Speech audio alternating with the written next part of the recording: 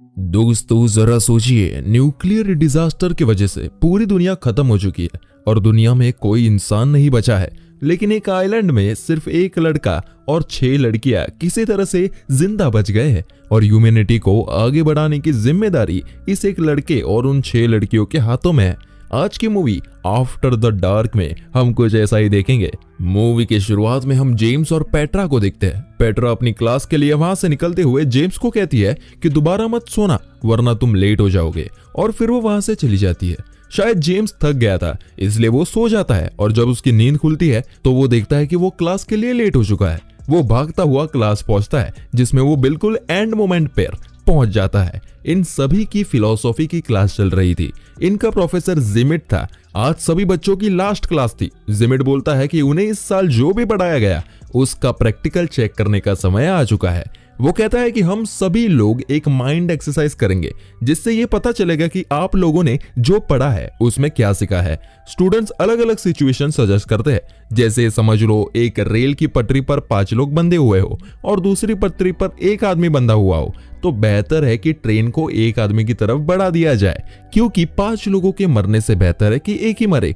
दूसरा कहता है कि सिचुएशन ऐसी भी हो सकती है कि ट्रेन की पटरी के सामने एक बहुत मोटा आदमी खड़ा हो जिसे धक्का देकर उसे ट्रैक पर गिरा दे तो उस ट्रेन अपनी पटरी से ही उतर जाएगी जिससे 5 लोग बच जाएंगे। एक लड़की सिचुएशन सजेस्ट करती है जिसमें वो एक बिल्डिंग से गिरने वाली है और खुद को बचाने के लिए उसने अपने 3 दोस्तों को कांटेक्ट किया। वो तीनों उसे बचाते नहीं क्योंकि उसे बचाते हुए वो खुद भी बिल्डिंग से गिर जाएंगे, और जैसे ही वो लड़की बिल्डिंग से नीचे की तरफ गिरती है वो बच जाती है और उसे पता चल जाता है कि अपने इन तीनों दोस्तों पर वो कभी भरोसा नहीं कर सकती। इसी तरह की कुछ सिचुएशंस बाकी स्टूडेंट सजेस्ट करते हैं, लेकिन जिमिट कुछ अलग ही सिचुएशन को डिस्कस करना चाहता है। वो कहता है कि अर्थ पर एपोकैलिप्स आया है जिसमें हर जगह न्यूक्लियर बॉम्ब्स गिराए जा रहे हैं। बचने के लिए सिर्फ एक बंकर है जिसमें 1 साल तक टाइम स्पेंड करना होगा। मोटिव सिर्फ जिंदा बचने नहीं बल्कि ह्यूमन रेस को यही बचे हुए लोग 1 साल के बाद आगे बढ़ाएंगे। लेकिन उस बंकर की कैपेसिटी सिर्फ 10 लोगों की है और प्रॉब्लम यह है कि ये लोग 21 है।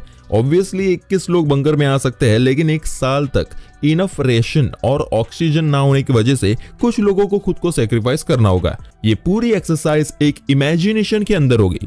सभी क्लासरूम में होंगे लेकिन उसके सीन्स उनके माइंड में चलेंगे।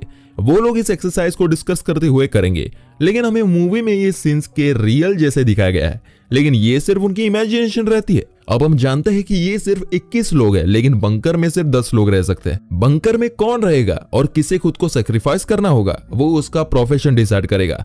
जिमिट एक बॉक्स से सभी को रैंडम चिट्स निकालने को कहता है जिसमें एक प्रोफेशन लिखा है। जिस इंसान के प्रोफेशन का फायदा उन्हें फ्यूचर में मिलेगा उसे बंकर में रहना अलाउड है और बाकी लोग बाहर रहेंगे। जैसे कि जेम्स एक फार्मर है जो एपोकैलिप्स खत्म होने के बाद अपनी फार्मिंग स्किल से खेती करके फूड सप्लाई बढ़ाएगा। पेट्रा एक स्ट्रक्चरल इंजीनियर है तो वो भी फ्यूचर में काफी कम आएगी, इसलिए उसको जिंदा रहना जरूरी है।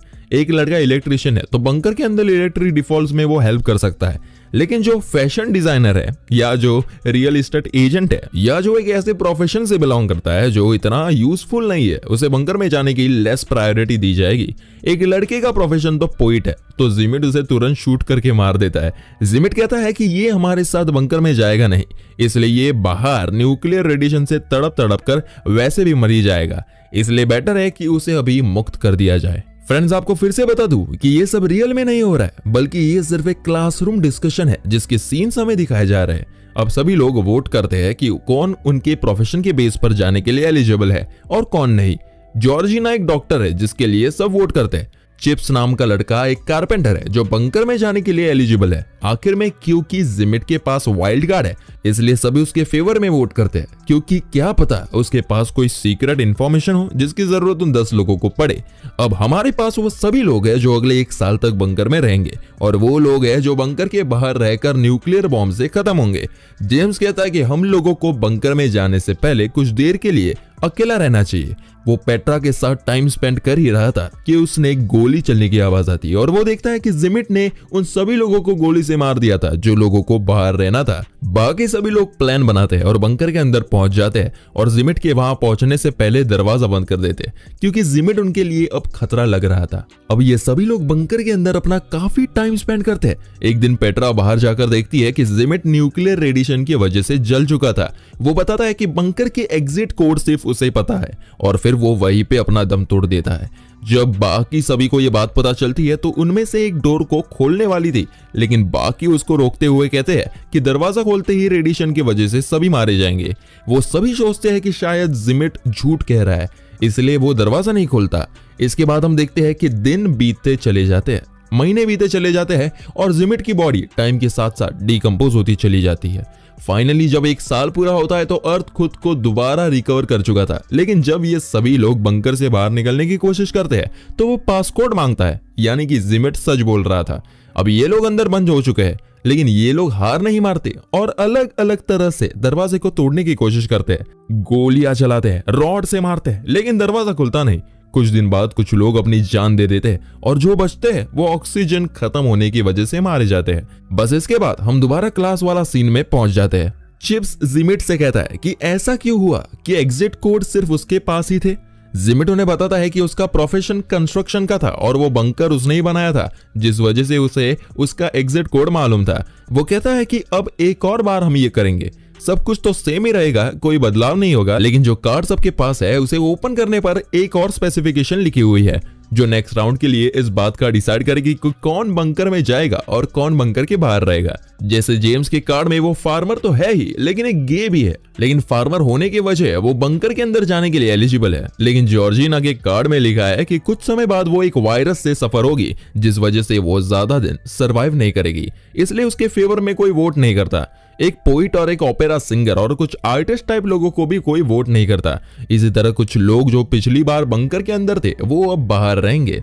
अब हम दोबारा से सिचुएशन के अंदर थे जहां जिमिट दोबारा चालाकी से बंकर से गन लेकर अपने पास रख लेता है और दोबारा पोइट को शूट कर देता है। वो लोग 2 ग्रुप में डिवाइड हो जाते हैं, एक तरफ वो लोग जो बंकर के अंदर जाएंगे और दूसरी तरफ वो लोग जो बंकर के बाहर ही रहेंगे। जॉर्जिना जिमिट से कार की चाबी मांगती है और बाकी लोगों के साथ वहां से भागने की कोशिश करती है, लेकिन वो सब लोग न्यूक्लियर धमाके से मारे जाते हैं। जिमिट और बाकी सब बंकर के अंदर आ चुके थे। पेट्रा रात को देखती है कि जेम्स अपने बेड में नहीं है। जब वो उसे ढूंढते हुए जाती है तो वो देखती है कि जेम्स जैक नाम के लड़के के साथ इंटीमेट हो रहा था क्योंकि वो गे था। पेट्रा ये बात सभी लोगों को बताती है। जिमिट कहता है कि उन सभी लोगों को अब अपने पार्टनर्स चूज करने चाहिए जिससे वो लोग बच्चे पैदा कर सके। ह्यूमन स्पीसीज इससे ही आगे बढ़ेगी। सभी लोग इस पर एग्री होते हैं। सभी लड़कियां अपने पार्टनर्स चूज करते हैं, लेकिन पेट्रा अकेले रह जाती है तो उसे जिमिट को पार्टनर बनाने के लिए कहा जाता है। पेट्रा भी मान जाती है और जिमिट के साथ जाती है। जेम्स शॉक हो जाता है और उसे रोकने की कोशिश करता है, मगर खुद वो भी किसी और के साथ इंटीमेट हुआ था। ऐसे ही कई दिन बीत जाते हैं जब सभी अपने पार्टनर्स के साथ इंटीमेट होते हैं, लेकिन अब तक कोई प्रेग्नेंट नहीं हुआ। इसलिए जिमिट एक ऐसा पॉइंट रखता है जिससे सब हैरान और परेशान हो जाते हैं। वो कहता है कि अब हर लड़की हर लड़के के साथ इंटीमेट होगी ताकि कोई ना कोई प्रेग्नेंट हो जाए। वो कहता है कि ह्यूमन स्पीसीज को बचाना ही हमारी प्रायोरिटी है। इस बात से सब परेशान थे क्योंकि उन्हें अपने पार्टनर से लगाव था और वो नहीं चाहते कि उनका पार्टनर किसी और के साथ इंटीमेट हो। बोनी जो कि सिचुएशन में एक सोल्जर है और उसकी मेमोरी काफी शार्प है, वो जिमिट से कहती है कि वो और किसी के साथ इंटीमेट नहीं होगी और अगर उसने उसके साथ जबरदस्ती करने की कोशिश करी तो वो उसे जान से मार देगी। जिमिट इस बात को अपनी ईगो पर ले लेता है और गन लेकर सभी लोगों को रूम से बाहर निकालता है। वो बोनी पर गन तान देता है, लेकिन जैक जो कि अंदर ही छुपा हुआ था जिमिट से लड़ता है और इसी लड़ाई में वो जिमिट को घायल कर देता है। जिसके बाद जिमिट बाहर दरवाजे पर आकर खड़ा होता है। वो देखता है कि बंकर के बाहर आग लगी हुई थी, धमाके हो रखे थे। वो पासकोड डालता है और डोर ओपन करता है, जिससे अचानक धमाका हो जाता है और वो सभी लोग वही मर जाते हैं। और हम दोबारा पहुंच जाते हैं क्लासरूम में। सभी लोग थक चुके थे क्योंकि वो लोग इस एक्सरसाइज को सक्सेसफुल नहीं कर पा रहे थे। चिप्स कहता है कि हमें दोबारा ट्राई करना चाहिए, हम इससे बेहतर कर सकते हैं। तभी जेम्स जिमिट से कहता है कि जब उसने सभी लोगों को फर्स्ट टाइम कार्ड दिए थे तो उसने खासा क्यों था। जेम्स को कुछ गड़बड़ लगता है, इसलिए वो कार्ड्स वाले बॉक्स को चेक करता है तो उसे पता चलता है कि जिमिट ने उसके साथ चालाकी की और जानबूझकर उसे चालाकी से फार्मर और गे का कार्ड पकड़वाया। जिमिट जेम्स को पसंद नहीं करता और ये साबित करना चाहता था कि वो बेवकूफ है जिसमें बिल्कुल भी समझ नहीं है। जेम्स सभी को जिमिट की सच्चाई बताता है और कहता है कि जिमिट ने चीटिंग की है, इसलिए वो एक और राउंड करना चाहता है, लेकिन बाकी स्टूडेंट्स मना करते हैं। पेट्रा सबसे इंटेलिजेंट स्टूडेंट है क्लास की। वो कहती है कि इस बार वो इंचार्ज बनना चाहती है और डिसाइड करना चाहती है कि कौन बंकर के अंदर रहेगा और कौन बाहर। सभी स्टूडेंट्स उस पर भरोसा करते हैं, इसलिए उसकी बात मानते हैं। हम दोबारा से सिचुएशन के अंदर जाते हैं जहां सब लोग इस बार एक आइलैंड पर थे जहां भी न्यूक्लियर हमला होने वाला था। जिमिट दोबारा से गन्स को छुपा लेता है। हम देखते हैं कि पेट्रा जिमिट के पास जाती है और उसे हक करती है। इस बार पेट्रा पोइट को, ओपेरा सिंगर को, कार्ड खेलने वाले लड़के को, सभी उन लोगों को बंकर के अंदर भेजती है जिनके पास कोई टेक्निकल स्किल्स नहीं है। जिमिट उसके डिसीजन को गलत बताता है। जैसे पेट्रा ने एक फैशन डिजाइनर को बंकर के अंदर रखना चाहा क्योंकि फैशन डिजाइनर को कपड़ों की समझ होती है और सही कपड़े पहनने से सेल्फ एस्टीम बूस्ट होगा जिसका असर सिविलाइजेशन पर पड़ता है। उसने इस तरह के 10 लोगों का ग्रुप बनाया जिसमें जेम्स भी था लेकिन जिमिट नहीं था। पेट्रा ने खुद को भी बंकर से बाहर रखा। जिमिट बंकर के अंदर जाना चाहता है इसलिए वो भड़क कर अपनी गन निकालने वाला था, लेकिन उसकी गन पेट्रा ने उसे हक करते हुए चोरी कर ली थी। वो पेट्रा से गन लेकर जेम्स को शूट करने वाला था कि जेम्स उस पर और बड़ी गन तान देता है और उसे जाने के लिए कहता है। जिमिट कहता है कि उन लोगों को पासकोड की जरूरत तो पड़ेगी जो सिर्फ मुझे पता है, लेकिन बोनी कहती है कि उसे पासकोड पता है क्योंकि पिछली बार जब जिमिट ने बाहर निकालने के लिए पासकोड डाला था तब बोनी ने उसे देख लिया था और शार्प मेमोरी की वजह से उसे याद भी था। ये सुनकर जिमिट वहां से चला जाता है। इसके बाद जेम्स पेट्रा को बंकर के अंदर आने कहता है, लेकिन पेट्रा नहीं मानती और कहती है कि यहाँ से थोड़ी दूर एक आइलैंड है, हम लोग बोट से वहां चले जाएंगे। लेकिन चिप्स पेट्रा को बोट की चाबी देने के बहाने अपने पास बुलाता है और उसे बंकर के अंदर भेजकर खुद को बाहर सेक्रीफाइस करता है। इधर ये सभी लोग बोट से निकल पड़ते हैं। पेट्रा और बाकी सब लोग इस बार अंदर काफी बढ़िया टाइम स्पेंड करते हैं क्योंकि इस बार वहां सब लोग आर्टिस्ट थे। वो लोग प्लेस पढ़ते हैं, पोइट अपनी पोइट्री सुनाता है, वो सब लोग काफी खुश थे और इसी तरह दिन बीत जाते हैं और 1 साल पूरा हो चुका था। लेकिन जब वो बाहर आते हैं तो देखते हैं कि सब कुछ वैसा ही था। बॉम्ब उनके आइलैंड पर गिरा ही नहीं। जिमिट कहता है कि वो सभी लोग इसके बाद भी जल्दी मारे जाएंगे क्योंकि उन लोगों के पास कोई ऐसे टेक्निकल स्किल्स है ही नहीं जिससे वो वहां से निकलने के लिए कुछ बना पाए और ना ही वो इस आइलैंड पर ज्यादा दिन सरवाइव कर पाएंगे। लेकिन पेट्रा इससे अलग सोचती है। वो कहते हैं कि मैंने लॉजिक से नहीं बल्कि अपने दिल से फैसला लिया था, ये सोचकर कि हम जितना समय जिंदा रहे उतना टाइम खुशी से तो रहे, हम लोग मौत को भी खुशी खुशी एक्सेप्ट कर लेंगे।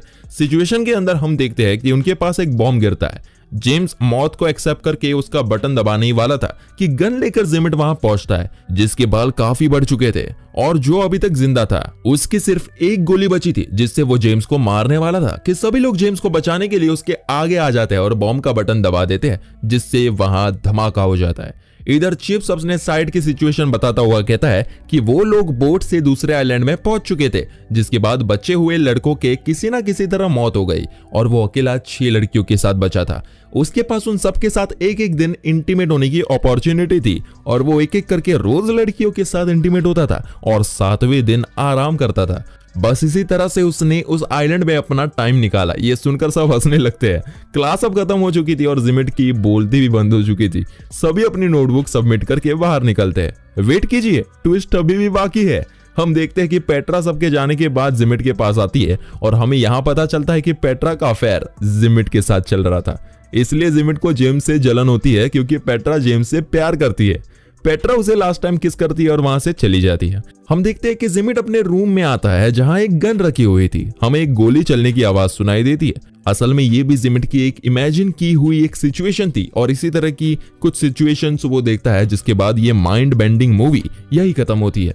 कमेंट करके बताइए आपको ये मूवी कैसी लगी और इस तरह की बेहतरीन एक्सप्लेनेशन देखने के लिए हमारे चैनल को सब्सक्राइब जरूर करें।